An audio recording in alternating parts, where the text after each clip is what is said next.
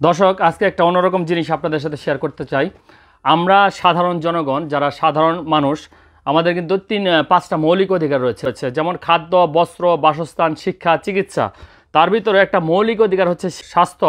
তো সেই স্বাস্থ্য খাতে আমরা কতটা পিছিয়ে আছি বা আমরা কতটা নীরব ঘাতকভাবে আমরা মৃত্যুবরণ করতেছি, তার একটা রেজাল্ট আপনাদেরকে দেখাবো। আমার হাতে আপনারা দেখতে পাচ্ছেন এখানে 2টা প্রেসক্রিপশন। এখানে একটা আমার মার, একটা বাবার, দুইজনকে মূলত আজকে ডাক্তার দেখাইতে নিয়ে গেছিলাম। তো ডাক্তার, ওনার কোনো সমস্যা নেই, ডাক্তারের কোনো সমস্যা নেই।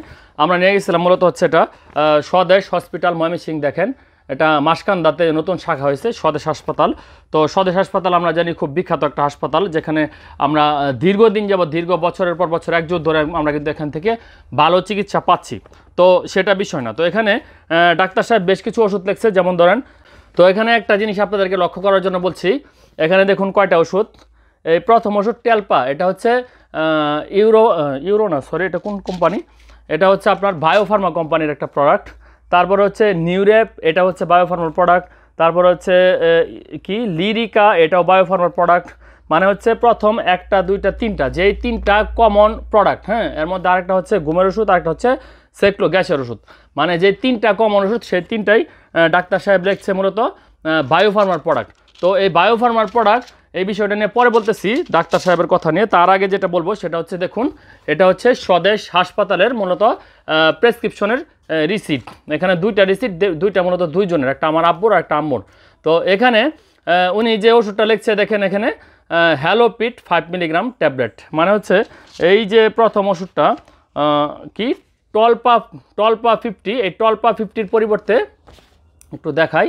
এই যে দেখুন টলপা, এই টলপা 50-র পরিবর্তে এখানে দোকানদার দিয়েছে মূলত কি হ্যালোপিট 5। তো এই হ্যালোপিট 5 মূলত টলপা কিসের ওষুধ? টলপা হচ্ছে আপনার মাসল রিল্যাক্সেন্ট বা ব্যথা নাশক ওষুধ। আর এখানে দেখুন, এই যে হ্যালোপিট লিখে সার্চ করলাম, হ্যালোপিট দেখাচ্ছে এটা মূলত অ্যাংজাইটির ওষুধ বা দুশ্চিন্তা প্রশমনকারী ওষুধ।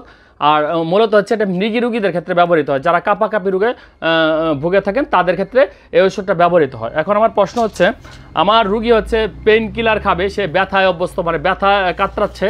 এখানে 2টা প্রেসক্রিপশন কি দেখেন, এটাতেও রয়েছে টেলমা। কিন্তু এই ওষুধগুলো এই স্বদেশ হসপিটাল, দেখেন এটা কিন্তু স্বদেশ হসপিটালের একটা প্রেসক্রিপশন দেখাচ্ছে 2টাই।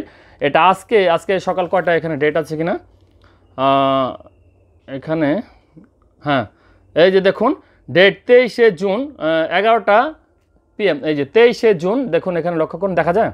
হ্যাঁ, 23শে জুন 11টা 40 মিনিট। তো এটা মূলত আজকে ডাক্তার দেখানোর পরে এই ওষুধগুলো মূলত দিয়েছে, যার ভিতর প্রথম ওষুধটাই পেন কিলার না দিয়ে তারা কম্পিউটারাইজ, দেখুন পদ্ধতিতে তারা কি সুন্দরভাবে ভুল করেছে, এখানে দিয়েছে হ্যালোপিট। তো আমি বাসায় আসার পরে ওষুধগুলো মিলিয়ে দেখলাম যে না, আসলে উপরের যে ওষুধটা, যেটা ব্যথার ওষুধ, সেটা মিলে নাই।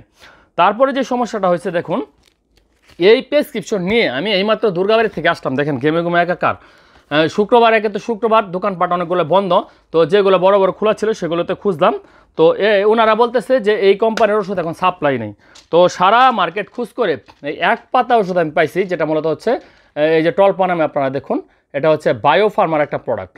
তো এখন এই প্রশ্ন হচ্ছে যে এটা যদি ডাক্তার যদি অন্য ব্র্যান্ডের দিত, আবার এটা দেওয়ার সময় সে বলে দিয়েছে যে যেই প্রোডাক্ট লিখছি সেটাই যেন খাওয়া হয়, অন্য কোম্পানি যেন না খাওয়া হয়, বা ওষুধ যেন চেঞ্জ না করা হয়।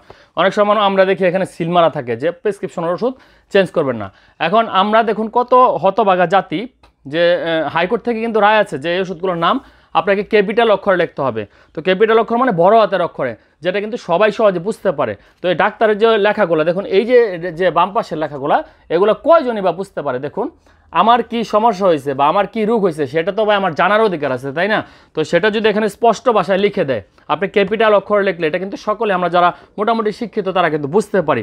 কিন্তু এই লেখাটা আপনি ডাক্তার ছাড়া সাধারণ লোক, হ্যাঁ, কয়জন লোক বুঝতে পারবেন? দেখুন এই যে এই পাশের যে লেখাটা আছে, সেটা কয়জন লোক বুঝতে পারবেন? কতটুকু দেখা যাচ্ছে আমি বুঝতেছি না। তো এটা হচ্ছে আর কি দুর্ভাগ্যজনক একটা বিষয় আমাদের জন্য, মানে এখানে যত ফাঁক ফোকর আছে সব কিছু কিন্তু ওনারা ইউজ করে থাকেন।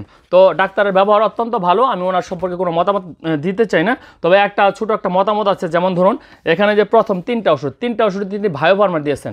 তো বায়োফার্মা কোম্পানি সম্পর্কে আমার কোনো মতামত নেই, তবে এছাড়া কিন্তু বেক্সিমকো, স্কোয়ার, এসক্যাপ, ইনসেপ্টা, অপসনিন, মানে ভালো ভালো অনেক ব্র্যান্ডের কিন্তু ওষুধ বাজারে পাওয়া যায়, কিন্তু সেগুলো না লেখে উনি কিন্তু এই একটা নন ব্র্যান্ডের ওষুধ বা একটা গুণগত মান ওইগুলোর চাইতে একেবারে মানে মন্দ হিসেবে আমরা ধরে থাকি বায়োফার্মার প্রোডাক্ট, সেই প্রোডাক্টটা কিন্তু উনি এখানে লিখছেন। তার একটা মানে হচ্ছে ডালমে কুচ কালা হে, ওনারা মান্থলি একটা টাকা পায়, গাড়ি পায়, বাড়ি পায়, সেগুলো পেয়ে কিন্তু ওনারা আমাদের সাথে এভাবে প্রতারিত করে। তো যেহেতু যে ওষুধটা মার্কেটে নাই, যেটা সাপ্লাই নেই, পাওয়া যাচ্ছে না, সেই ওষুধটা উনি কেন লিখবে? তার কাছে তো এই ইনফরমেশনটা আমরা আশা করি যেটা থাকার কথা, কারণ কোম্পানির লোকগুলো তাদেরকে প্রতিনিয়ত কিন্তু ভিজিট করে, তাদের সাথে যোগাযোগ করে, তথ্য আপডেট করে। সেক্ষেত্রে যদি এই ওষুধগুলো যদি আমরা বাজারে না পাই, তাহলে আমরা রুগীকে কী খাওয়াবো? আবার উনি বলে দিচ্ছেন, রুগীকে বলে দিচ্ছেন যে এই ওষুধ ছাড়া অন্য যেন কোনো ওষুধ না খাওয়া হয়। তো এখন আমার রুগী তো অন্য ব্র্যান্ডের ওষুধ খাবে না।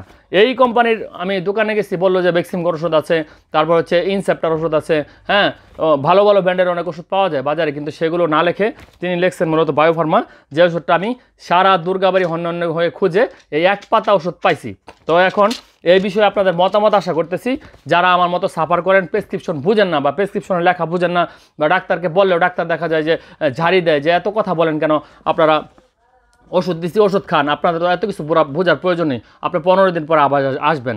তো টেস্ট টুস্ট যা কিছু দিচ্ছে সেগুলো নিয়ে আমার কোনো মতামত নেই, কারণ ডাক্তার যেটা ভালো মনে করছে সেটা দিচ্ছে। আমার প্রশ্ন হচ্ছে এই লেখাগুলা কেন ক্যাপিটাল হরফে লেখা হলো না বা বড় হাতের লেখা হলো না, বা আমার যে মৌলিক অধিকার, যে স্বাস্থ্য অধিকার, সেই অধিকার থেকে কেন আমি বঞ্চিত হচ্ছি, আমাকে কেন আমার রোগ সম্পর্কে জানানো হচ্ছে না, ডাক্তাররা কেন এই বিষয়টি পরিষ্কার করে বলেন না যে আপনার এই সমস্যা হয়েছে বা এই ট্রিটমেন্ট নিলে আপনি ভালো হবেন বা এতদিন ওষুধ খান আপনি সুস্থ হয়ে যাবেন। তো আপনার কাছে মতামত আশা করতেছি, এই মূল্যবান মতামত আশা করি যে এই সংশ্লিষ্ট কর্তৃপক্ষ পর্যন্ত পৌঁছে যাবে।